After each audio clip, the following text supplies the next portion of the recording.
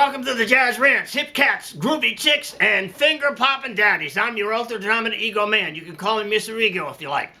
You know, someone actually watched one of my videos where I was demonstrating some of my tricks, and he wrote in and said, he left a comment saying, stupid and lame. Can you imagine calling me stupid and lame? Some people just don't get it. They don't get your humor, you know? I'm sure you experience the same kind of thing. Some people don't understand you. They just do not understand your sense of humor or where you're coming from or whatever your point of view is, happens to be. So, like, you have to put up with these people. You know, now I got to go down to Newark to a convention, and we're going to talk about alter egos, because, you know, that's what we do that's our job. We talk about, you know, the KH's alter ego, how to deal with it, and so on. You know, I'm the one that inspires them. I'm the one that lifts them up and lets them have a sense of humor. So otherwise you'd be all serious here. You know what I'm saying? You'd be serious all the time, just serious dealing with, you know, you've got to lighten it up. You know, some people just don't get this. They don't get the humor. You know, they say, stupid, lame. Oh, yeah, get out of here. Yeah, I get it. You know, whatever. Anyway, yeah, here he comes. As usual, he's coming up with the guard dog because lately he's been angry at me for, like, telling stories on him and this and that. But I won't continue to do that if you tell me so. You know I have fans out there, but I need your support. You know, I just, see you, bye. Hello, friends. Thanks for joining me tonight, hip cats and groovy chicks. You know, the ultra-dominant man, he's trying to be supported. You know, I apologize for him, but anyway, you know, some people just don't get it. They don't understand why I wear dark glasses, you know. They just don't get the hip persona, you know, the hipster persona, as it were. You know, and yeah, the ultra-dominant man was insulted by someone calling him stupid and lame. You know, it's one thing to call him stupid, but lame is like, you know, that's about the worst thing you could have told him. So he's going down to Newark to a convention of alter egos, but he'll get over it. You know, particularly if he hears from some people that like him. You know, and I have to say, he has allowed me to have more fun with these videos, because otherwise they'd be kind of dry and bland. I actually got a plaque from YouTube this week in silver embossed and so on, and a letter, and it said part of it was like putting your sense of humor into your videos. Well, not everybody is going to understand what kind of sense of humor you have, you know, what you think is funny, but there be it. Anyway, this video I'm going to do tonight is inspired by a groovy chick. You know, like I have fans, and I actually do have fans that are groovy chicks, and so like she wrote to me and said, would you do Just the Way You Are by Biily Joel? And she wants to sing it, and she's actually a great singer to begin with, and she wants some tips on how to, you know, obviously chords and some ideas about reharmonization and so on. So that's what I'm going to do. I'm going to do a pop tune, and you know, Biily Joel is one of the greatest, and I have not done any of his songs, so this is the first one, and it's probably his best song in terms of relating to a jazz interpretation. So here we go with Just the Way You Are by Biily Joel.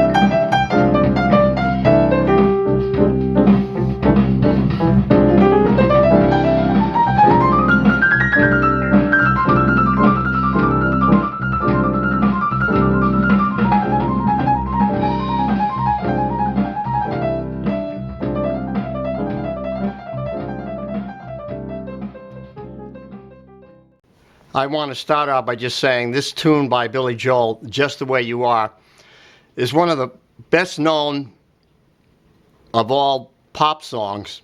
And actually, if Biily Joel had written it and hadn't sung it in his own style, and maybe Frank Sinatra had sung it first, then it would have been more of a standard, or what you would call Great American Songbook. It's of that level and quality that it could be in the Great American Songbook, just like the tune Yesterday by the Beatles. You know, they're kind of classics. You know, they could go in any genre. I mean, this is a pop tune, and I'm playing it with more or less a pop backing track, but you know, as opposed to playing it really straight time, I'm kind of playing it, as they say, swing loose. You know, I'm trying to like be a little bit looser with it. And I'm using some substitute chord changes, and I'll show you those first, and then talk about some other things. So we'll continue. So, you know, Biily Joel is such a great composer that there's really not a lot you can do to improve upon what he already did in writing the melody and the chord changes and so on. But you can do some things that are maybe kind of like jazz substitution type chords. You know, like first chord he has, of course, is, well, the introduction is, you're not going to do much with that. That's just so specific. There's not a lot you can do. But I mean, you know, the voicings and so on. Jazz, we'll get into the voicings, but just in terms of substitute chords, like the first chord is just a C, and then he goes to this unusual chord, which is really a D7, but with an A in the bass.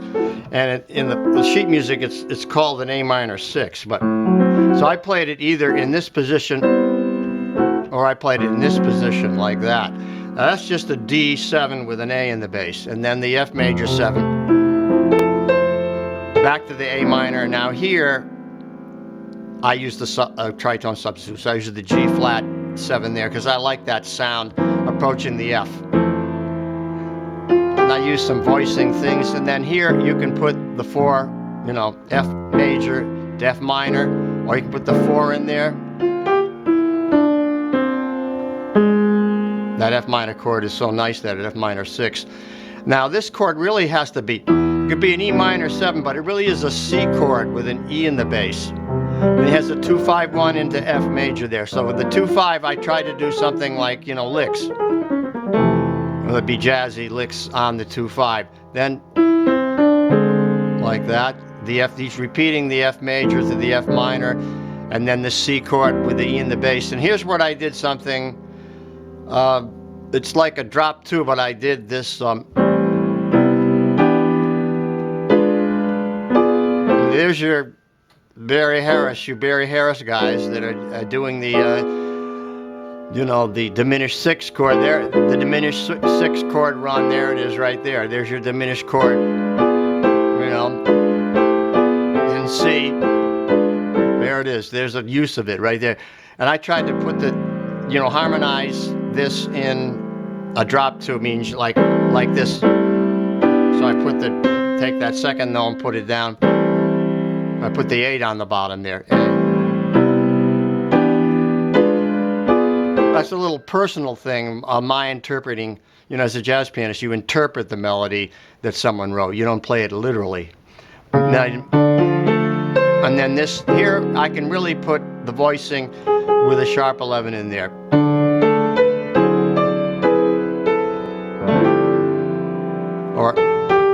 And then I put, well, I'm going to just stay on that G, go to a D flat, which is like a tritone substitute, but I'm voicing it like that, you see, so with a D, with an E flat on the top. So that's the first things that I did with the reharmonization. Now, in terms of arrangement, when you're playing, just repeating a phrase again, or a particular section of a song again, and actually this song actually has a very long A section before you get to the bridge, and I cut it in half. I think I did 32 bars, and it's really 64. 16, 16, yeah, 32. So I cut it in half. I just did the 1A section. I went right to the bridge because it's just too long, and you know, I want to have an arrangement, so I did something a little different on the second time. Now you could do, the first time you could go like, the second time you could go like this. Or you could go like, play larger chords, you know, and then do a different lick on the 2/5. You see, so I try to vary the section so that it's just not repeating yourself each time. And then on this, I didn't play it. I kind of improvised on it. Now we get to the bridge. You're going to get an approach to. You're going to go to the 4 chord. It's in C, so we're going to go to F. So we're going to go. That's just a 2/5 1. Now what is that scale? Some people may want to know. It's a Superlocrian scale. Now that's half tone, whole tone scale there, and the half tone, whole tone, then all whole tone here. So it has the augmented fifth. Sounds great when you're approaching a 5, approaching a 1. C7 sharp 9. Now here, I tried to stay. You could have done something like jazzy, like this. Put that chord in. But I like this. I like that G with the F in the bass, which is the way he wrote it. I think that's just a classic sound. Then here there I can put some voicings in there.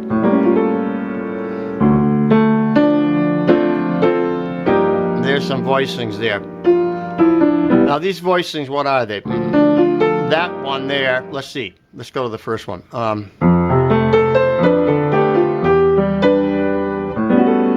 There's an A9 with a 13. You see A7, 9. There's the third. There's the 13. So that's a jazz chord, right? And then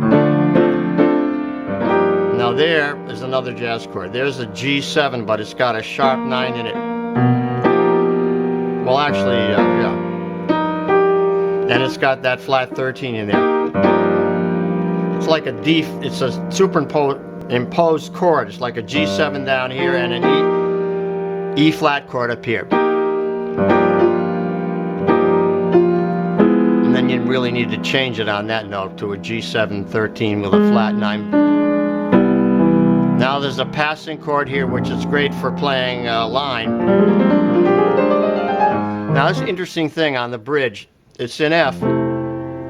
It's pretty straightforward, taking us on 2 5s back to C. But then he modulates into A flat, key of A flat.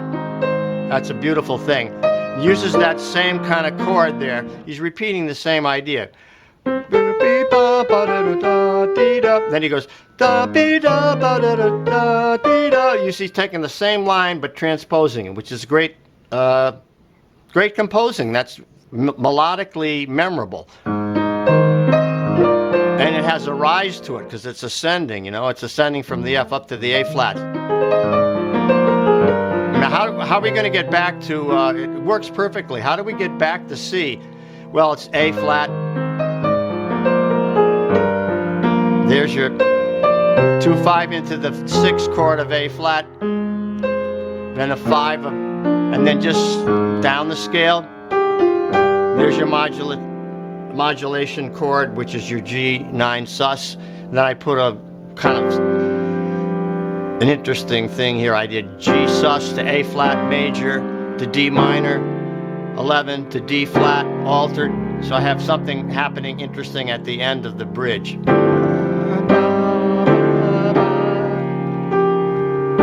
Taking us back to the top again, the top of the A section. Now what I did on the last day after that bridge,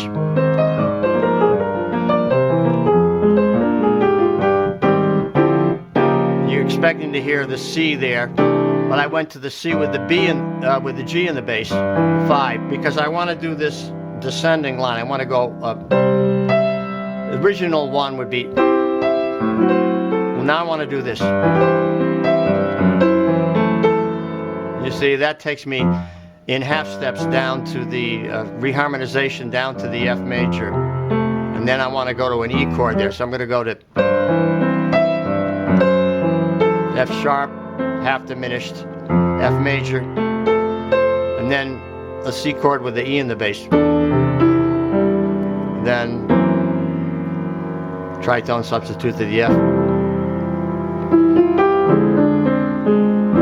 again, so I'm back there. And the rest of it is pretty much straightforward there to the end, in which I'm just improvising on C to an F minor 6 with a C in the bass. So other than the voicings and the feel being a little looser than very straight eighth note feel, that's how I'm dealing with it, interpreting it in more of a jazz style. Signing off from the Jazz Ranch, thanks so much for tuning in. And if you enjoyed this video, please send me a note or write to me. And I always try to respond to all comments. It takes me a while because I have a lot of them, and I, get behind. If I get a week behind, then I've got to deal. But I do take the time to answer all comments as well as emails. And if you don't hear from me, write to me again. It just means I might have missed yours. But until next time, please write in your support for the altar dominant man. Otherwise, he will disappear. He'll stay down in Newark. Leave all the mistakes in. Newark, New Jersey. He'll stay down there and he'll never come back, and we'll never see him again. That may be a blessing in disguise. So until next time, I'll say, in the words of my great friend Hermie Dressel, swing loose. And we'll see you next time around the block. Be cool. Bye.